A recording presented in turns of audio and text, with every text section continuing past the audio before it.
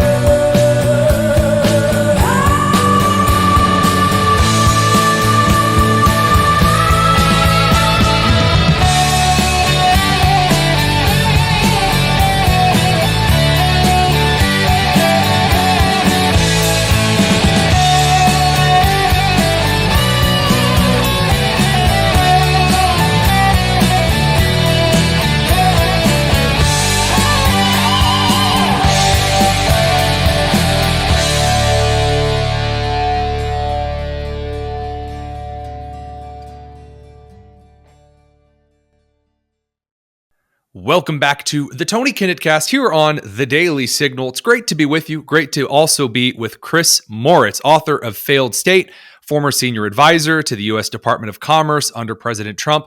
The eyes of the country and the eyes of the world have been taken a little bit off of California, which is, usually on fire in one way or another, especially with a lot of the Democrats in Congress. They're trying very quickly to shift all of the attention away from that disaster as humanly possible, as fast as humanly possible, because,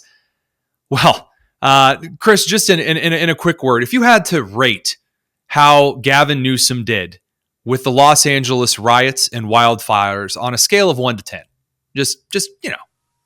Well, they're not the same numbers, actually.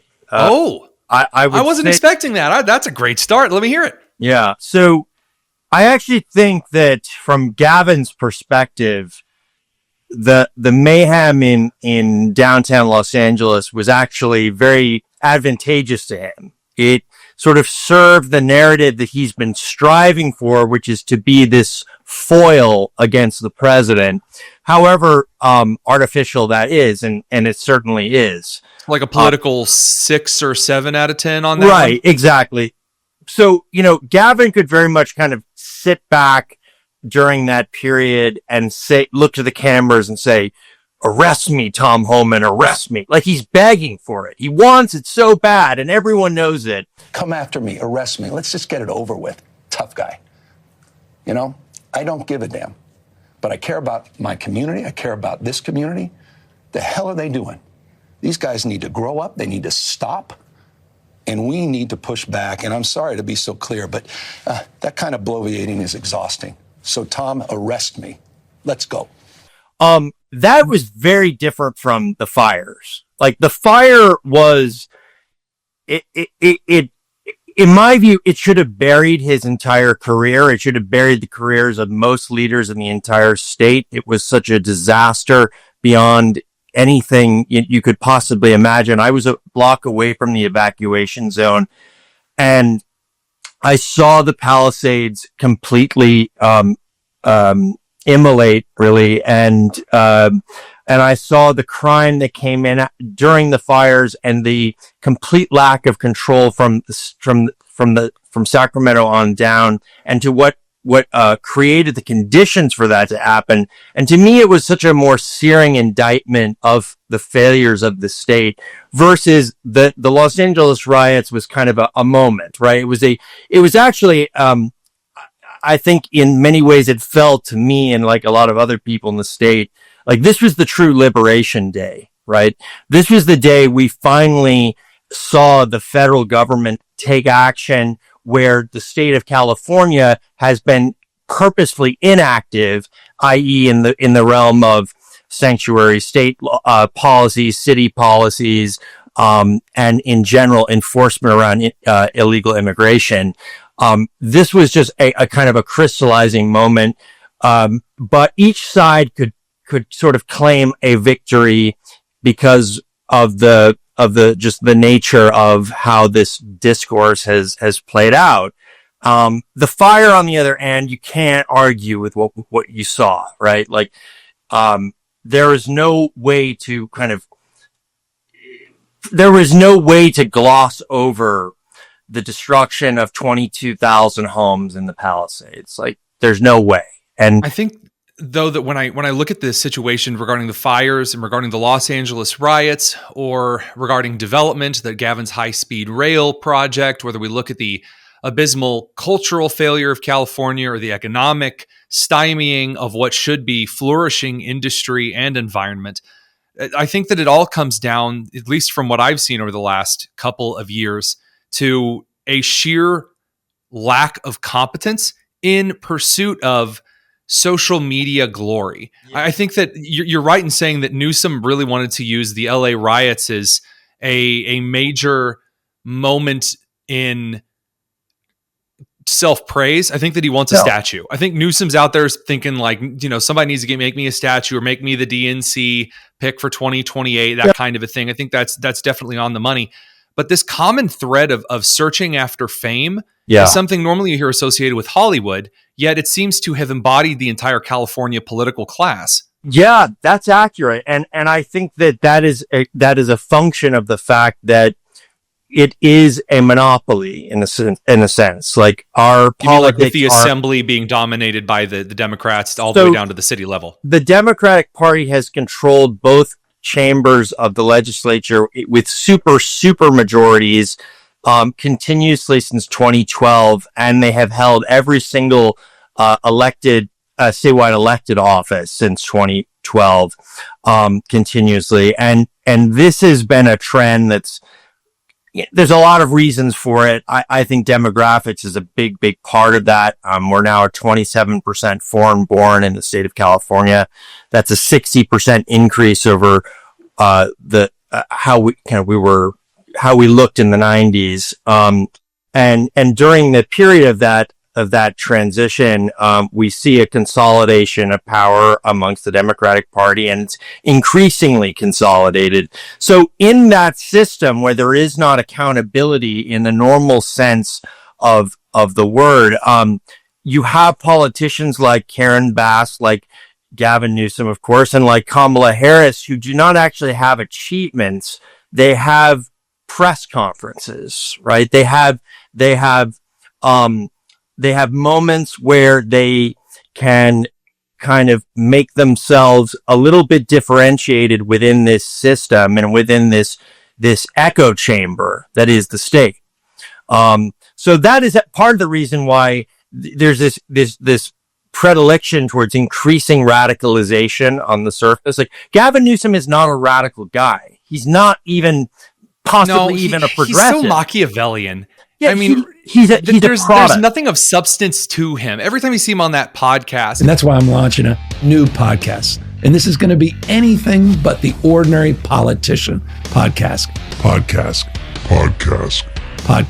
By the way, a crazy concept for a podcast. I'm a conservative Hoosier from Indiana, right? I mean, I work for a national organization. We're out of DC, but I insist that my studio is here.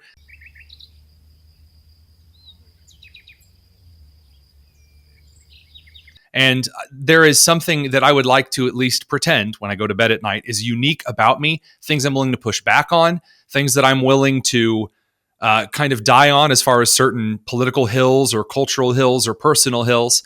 And I do not believe that I have seen in the last 10, 15 years that Newsom has any.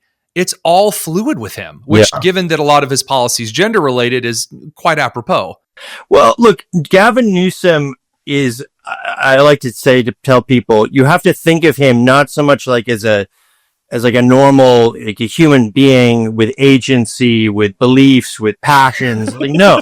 Don't think of Gavin Newsom as normal. No. Because, I mean, look at him. It's like Mark Zuckerberg, the lizard man on steroids. Right, exactly. I mean, there's a reason why, like, that's a meme, okay? I mean, Gavin Newsom is a product. He was created effectively in a lab, in a certain area of San Francisco called Pacific Heights, where the Getty family, through long associations with Gavin's father and Gavin's grandfather and the Browns, and that they've all been intermarrying since the 1930s and running California more or less with a few trade-offs in between. Which is incredible, given that somehow Representative Maxine Waters has been in office longer than all of that. It's amazing that when, they landed on Plymouth Rock, Maxine Waters was already out in California governing. It's quite something to behold. Right. Yeah. I mean, Gavin is on another level of sort of aristocracy in the California, ecosystem of democratic politics. But the fact is that he exists to get promoted. That's it.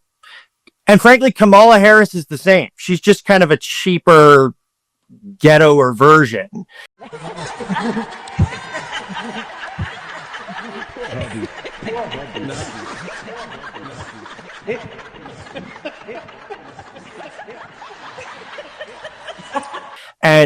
But Gavin Newsom does only kind of act, and actually I should say he is reactive to everything. Gavin Newsom does not actually take a position ahead of anyone, and in some ways that makes him less dangerous. Right, because for example, I didn't when it originally happened. I take credit. You remember the bill that came out that was in the assembly that said, Colorado passed a softer version of it very recently, but that if you did not affirm your child's gender, then custody judges would view that in the same way as they view child abuse. Yeah. And the report that I wrote on it gained momentum, and I like to take at least a smidgen of credit for Newsom vetoing that piece of legislation. Yeah. And that's not something you see with a lot of other governors. I know that Newsom is a very squish kind of guy. He's very, again, conniving, Machiavellian in a lot of sense for his own personal gain.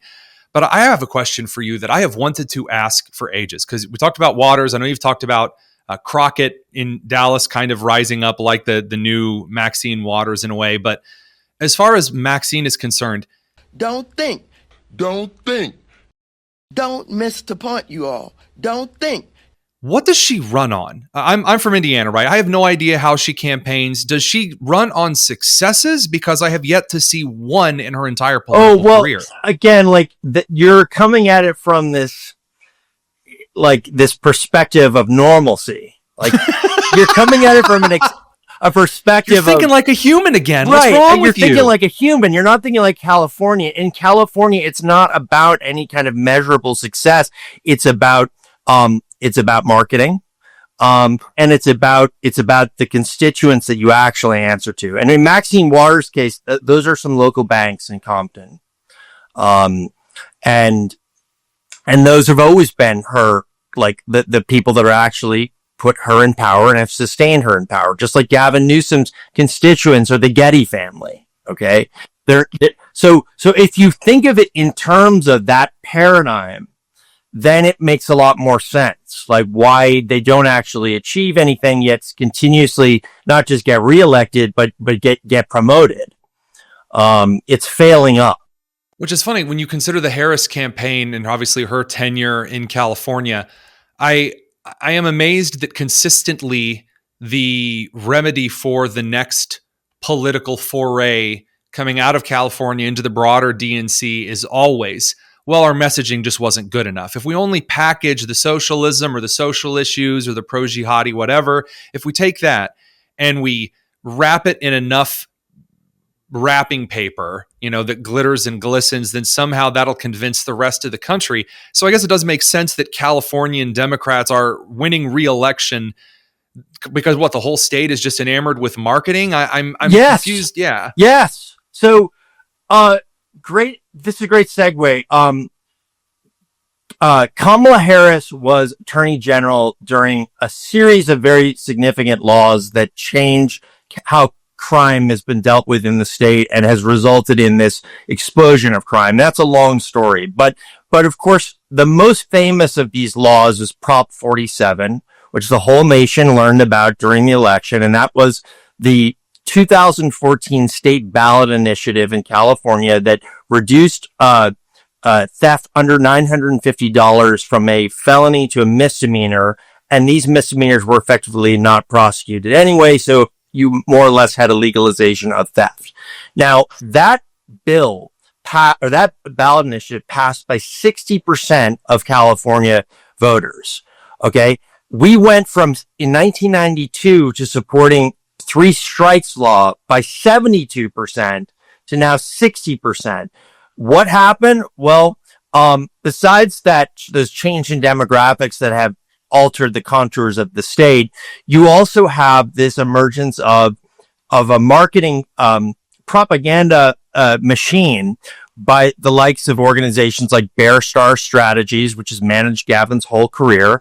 And they took Prop 47 and they called it the Safe Neighborhoods and Schools Act. Okay. And nothing new with safe neighborhoods and schools, but that's how it was marketed and it worked. And so, Kamala has also kind of played off of that kind of mentality, as every California politician has. So, in a sense, like, you're right, they are sort of befuddled, like, why didn't the marketing work this time? Like, but that's also a fact that California is an echo chamber and a one-party state. And so in that kind of situation, marketing is the only thing that you really have. I'm really dumbstruck by the downriver results of this kind of strategy. And the reason I say that I'm dumbstruck still is that if I get a product in the Midwest here, and I order it online, or, I go to a restaurant that's been advertising something, because the goal of advertising is to get me to partake in the thing you're advertising, right?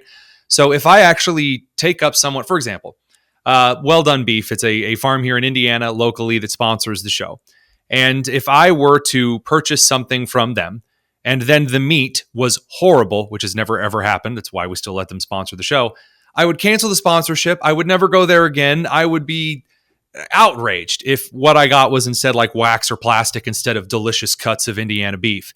And I'm amazed that California, whose entire thing is producing the best marketing materials available, the better the marketing is and the more substandard the product, doesn't that disparity cause more outrage? This is what boggles my mind. You would expect that because the Democrat marketing budget in California is probably greater than most second and third world countries, right? But the disparity between promises and results should generate, at least according to political and pattern psychology philosophies, the most outrage nationwide. Yeah, I know. It is baffling. I think that the only explanation that one can point to is that when you have a system where there is not competition and where there is not even the semblance of accountability, I think it stultifies the population, and people are effectively numb to the political process, to the machine, because the machine controls the entire state. And when you're controlled by a machine, you really don't have agency. And the notion that, well, we're going to use this election to like actually compete on the issue. Well, no, that doesn't exist in a one party state. So people get numb and they get stupid and they move out, and the smart people move out, as they have 8.5 million of them over the last 10 years. Don't mess with the sea life. See you later, stinky. We've had a net loss, I think, of about 500,000. And that's a significant number. And it reflects a lot of like middle class type people, a lot of like professional type people that have moved out. And so you have a kind of, you have also a change in the state where you're getting this growing underclass of uneducated people, and then a super elite of the most elite in the entire world. And there's a 67% delta between the top 1% and the bottom 20%. It's enormous, and it's unsustainable. And I think that when you have a political economy that has become that kind of dysfunctional and dislocated, you're going to have these weird phenomenon like voting based on marketing and no natural outrage to being lied to. I thought the Palisades fire was going to change that because it was so devastating and so shocking. But honestly, I think people have moved on amazingly. Well, that's why I asked the question that I had, and I wish we had more time for this. Unfortunately, we're a little out of it for today. Why I'm particularly shocked, at least in regards to the lack of long-term consequences regarding the handling of the California wildfires, was, again, the measure of promises that were delivered on the equity this and the leadership that for first responders and responsible water this. And then what they got was the worst service delivered in these fires that they in part exacerbated by their policies. Yeah. So it's wild to see the outrage that, again, I guess you make a point, the outrage has manifested in a lot of people moving out. Chris Moritz, we weren't able to talk about the cartels, the total chaos and collapse of California. So I assume that people will have to go and read about it. Where can they find it? Amazon is the best place, of course. And then you can follow me on X at Chris G. Moritz. Awesome. Thanks again. With that, will be linked in the description. Chris Moritz, author of Failed State. Thanks again for stopping by, and we'll have you back. Thanks. Thanks for tuning in. We'll be back real soon. It's the Tony Kinnett Cast here on the Daily Signal, nationally syndicated and first on 93 WIBC.